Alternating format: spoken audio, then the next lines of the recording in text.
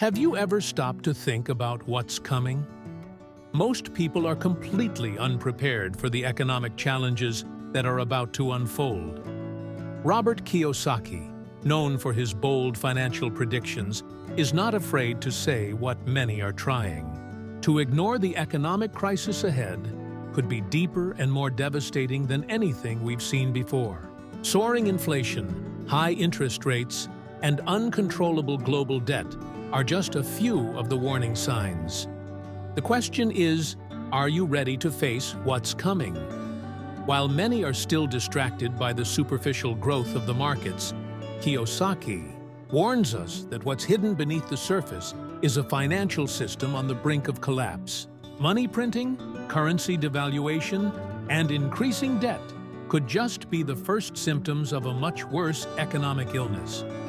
And when the recession finally hits, how we react will be the key to our financial survival. In his latest warning, Kiyosaki challenges us to open our eyes and understand that the only way to thrive in times of crisis is to act before the worst happens. Are you prepared for what's coming? The time to protect yourself and learn from the lessons of the past is now. The economic future is uncertain, but one thing is certain: lack of preparation could be your greatest threat. Let's explore the next steps. Robert Kiyosaki has not minced words in warning about the global economic challenges we face. The IMF, for example, has become increasingly concerned about the direction of the world economy. In recent statements, the institution has compared the current situation to historical crises, such as World War II and the 1974 crisis. The pandemic was a huge shock, but the worst seems to be ahead. Kiyosaki is blunt: big recessions are coming, and the global economy is not prepared for the impact they will bring.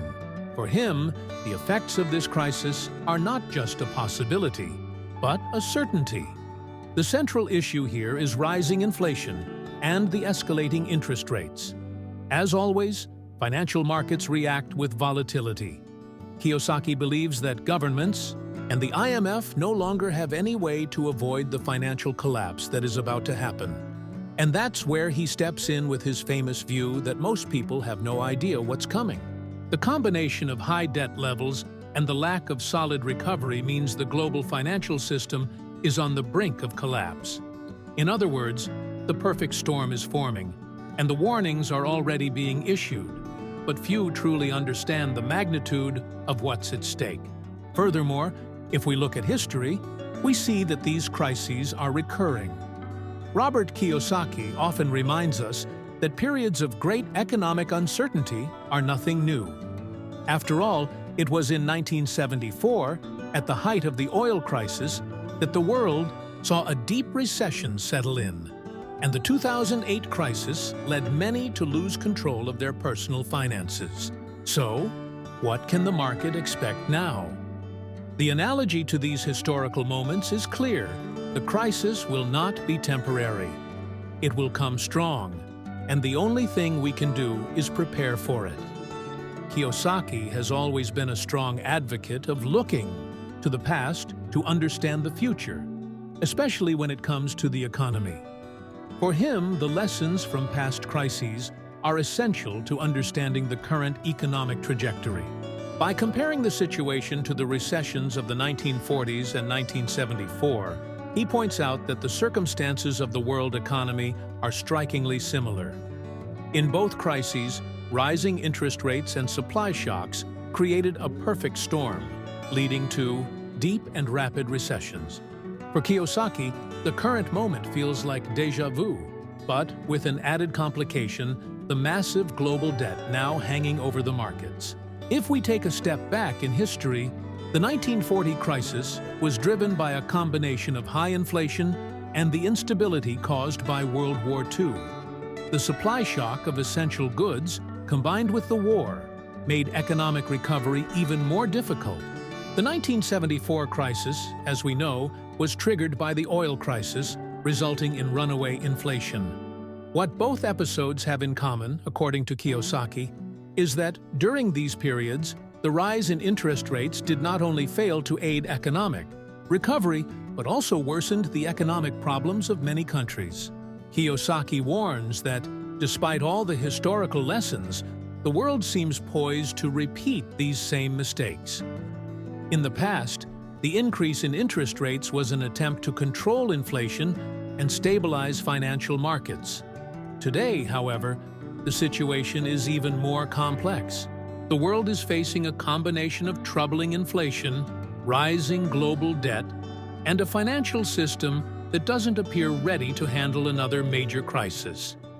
The historical comparisons he makes invite us to reflect on the impact of economic decisions and how we, as individuals, can prepare for what lies ahead. When interest rates start to rise, the entire economic landscape begins to change. Kiyosaki highlights that the strategy of raising interest rates, often seen as necessary to combat inflation, has a direct and significant impact on people's purchasing power. Higher interest rates make loans more expensive, primarily affecting consumers and businesses that rely on credit for their operations. This creates a cycle of economic slowdown where people start spending less, which affects growth and ultimately leads to a recession. The situation worsens when inflation remains high while interest rates are elevated. In the current scenario, many people are seeing their salaries not keeping up with rising prices, which leads to a reduction in their standard of living. And this isn't just an individual issue. With less consumption, businesses face declining sales, which results in slower hiring and production. In a vicious cycle, this can lead to layoffs, with the population facing more financial difficulties and a deeper economic slowdown. The worst part is that, according to Kiyosaki, raising interest rates does not solve the problem of global debt, which continues to grow. Higher rates may even reduce consumption to some extent, but they are not enough to address the structural issues of the world economy. What's clear is that while governments try to curb inflation through tightening monetary policies, the impact on financial markets and families is devastating. Kiyosaki's proposed solution isn't to just keep raising rates, but to completely rethink monetary policies and their consequences. Today, global debt is one of the biggest economic challenges faced by governments and citizens around the world. Kiyosaki doesn't hesitate to draw attention to the alarming fact that the level of debt has already surpassed 400% of global GDP. This staggering number isn't just a concerning statistic, but a direct reflection of the fiscal and monetary policies of recent years. Governments, in an effort to stimulate the economy, have often resorted to borrowing as an immediate solution. However, in the long run, this strategy can have serious consequences. This high level of debt limits the economy's ability to recover. The printing of money and stimulus packages are often temporary solutions that end up exacerbating the problem. What's more concerning is the impact this debt will have on future generations, who will likely have to bear the costs of the debt accumulated today. At the same time, the fiscal austerity imposed by some countries attempts to contain the debt, but it also leads to a recession cycle, with fewer public investments and less economic stimulation. Kiyosaki points out that the global debt issue isn't limited to just governments, but also to businesses and families, who, in seeking credit to grow or to survive difficult times, end up creating a debt bubble. The risk is that, at some point, this bubble may burst, leading to an even deeper financial crisis. According to Kiyosaki, the solution lies in rethinking how we deal with credit and debt, and looking for alternatives to excessive borrowing as a way to stimulate economic growth. When the economy begins to slow down and financial problems intensify, governments often turn to the intervention of the Federal Reserve Fed and other central banks. One of the most common measures adopted in these scenarios is the printing of money, in an attempt to save the economy. For many, this might seem like an easy solution. However, Kiyosaki warns that this practice can have deep side effects. The printing of money, although it may relieve temporary liquidity problems, generates inflation and, in many cases, Currency devaluation. Simply put, when more money is put into circulation without a corresponding increase in the production of goods and services, the value of each unit of currency decreases. This phenomenon is known as currency debasement. In economies with inflated currencies, as we've seen in historical moments, the population sees its purchasing power decrease considerably. Inflation, caused by this unbacked money printing, directly impacts people's daily lives, making goods and services more expensive and harder to acquire. In this context, even assets that were once considered safe, like the real estate market, can lose value. Moreover, the printing of money is not a sustainable long-term solution. Kiyosaki observes that, in many cases, what governments and central banks are really doing is creating an economic bubble. The danger is that, in trying to save the economy with more money, they end up feeding a vicious cycle of increased debt and inflation. The result? An unstable market and growing economic inequalities. The ideal, according to him, would be to find more responsible ways to balance the economy without resorting to excessive money printing, which, in the end, could harm everyone. As the global economic scenario becomes more complicated, Robert Kiyosaki points to some solutions that governments could adopt to mitigate the effects of a crisis. One of them is the concept of Universal Basic Income (UBI), a direct payment to citizens. The idea is simple. In times of recession, the government could offer a certain amount of money to ensure that the population can support itself, even in the face of significant economic slowdown. However, Kiyosaki notes that while this idea may seem like a practical solution, it brings with it a number of challenges. Implementing UBI could further increase the global debt, which has already reached alarming levels, and intensify inequalities, rather than resolve them. This strategy, while it may help temporarily alleviate the effects of the crisis, could also result in increased public debt, which would make the country resort to printing money to finance the payments. As we've seen, this type of intervention can have disastrous consequences, such as currency devaluation and runaway inflation. Additionally, Kiyosaki warns that universal basic income, instead of stimulating growth, may discourage productivity and innovation, essential elements for economic recovery. Rather than encouraging entrepreneurship, it could lead people to become increasingly dependent on the state. But what if the government doesn't opt for UBI? Kiyosaki suggests that another path could be the implementation of stricter fiscal policies, controlling inflation and interest rates to balance the economy. However, he cautions that this route also presents serious challenges. Increasing interest rates, as discussed earlier, could further slow down the economy, resulting in a prolonged recession. On the other hand, the financial markets and the real estate sector, which are already facing significant pressures, could experience a more pronounced collapse if the government doesn't manage these tensions effectively. Kiyosaki doesn't hesitate to draw a clear line between a traditional recession and a deeper depression, and it is crucial for us to understand these differences, as they can directly impact our financial future.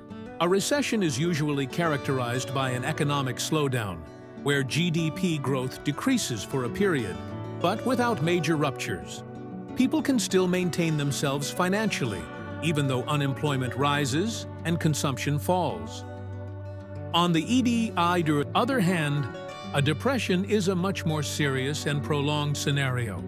It involves a more severe contraction of the economy, where recovery can take years and the economic scars can last for decades. The role of money printing in this scenario is crucial. When governments face a crisis of large proportions, such as the 2008 crisis or even the 1974 crisis, one of the quickest responses the Federal Reserve Fed adopts is to increase liquidity by printing more money to try to stabilize the financial markets and keep the economy running. However, this kind of measure can be a bitter remedy because, as Kiyosaki observes, the immediate effect of printing money is the debasement of currency, which leads to inflation and a loss of purchasing power. If this continues for long enough, we can enter a vicious cycle of currency devaluation, where the price of assets, such as real estate and stocks, rises artificially, creating economic bubbles that could burst catastrophically. It's important to understand that, during a recession, there is an expectation that the economic cycle will eventually recover, and financial markets will rebalance. However, a depression, by its nature, does not guarantee a quick recovery. Therefore, many experts, like Kiyosaki, are warning about the possibility of a transition from a recession to a deeper depression if monetary and fiscal policies fail to stabilize the economy. The key to recovery would be a careful management of global debt, interest rates, and inflation to prevent the current scenario from turning into a prolonged crisis that would severely impact the real estate market and other crucial sectors. The future of the global economy is a big unknown, but one thing seems clear: it will be full of challenges, especially due to what Kiyosaki describes as a potential recession or even a depression. He notes that the impact of fiscal and monetary decisions, such as rising interest rates and tightening monetary policies, is already being felt, affecting purchasing power and confidence in the financial system. The economic crisis scenario is not something that happens overnight, but tensions are building, and the vulnerability of the global economy is a reality that cannot be ignored. For example, the Federal Reserve has been adjusting interest rates in an effort to control inflation, but this also has direct impacts on people's consumption abilities and investment decisions. Kiyosaki also warns us that money printing and government interventions may create asset bubbles that, when they burst, will generate significant financial instability. When the government prints more money, the currency loses value, creating a false sense of growth in financial markets. However, the real situation is that the global financial system is increasingly indebted. Global debt continues to rise, surpassing 400% of the world's GDP, limiting options for a robust recovery. This means that any attempt at recovery will significantly depend on how governments and financial entities deal with this growing debt and the impact it may have on real estate markets, interest rates, and inflation. In an uncertain scenario, many investors are beginning to look at new assets, such as real estate, gold, and cryptocurrencies, as ways to protect their wealth. Kiyosaki believes these assets, being scarce and more tangible, have the potential to appreciate when the currency depreciates. Despite the fact that a recession or depression seems imminent, diversifying investments and adopting wealth protection strategies, such as investing in durable assets, are crucial steps to face the uncertain financial future. At the same time, the rise of new technologies and the digitization of the economy could create unique opportunities for those willing to learn and adapt quickly. The scenario that Kiyosaki paints is challenging, but also an opportunity for those who are willing to act. In an increasingly uncertain world, those who prepare for economic changes will have an advantage. But preparation is not just about having financial resources, it's about understanding what's happening around us and taking action before the crisis catches us by surprise.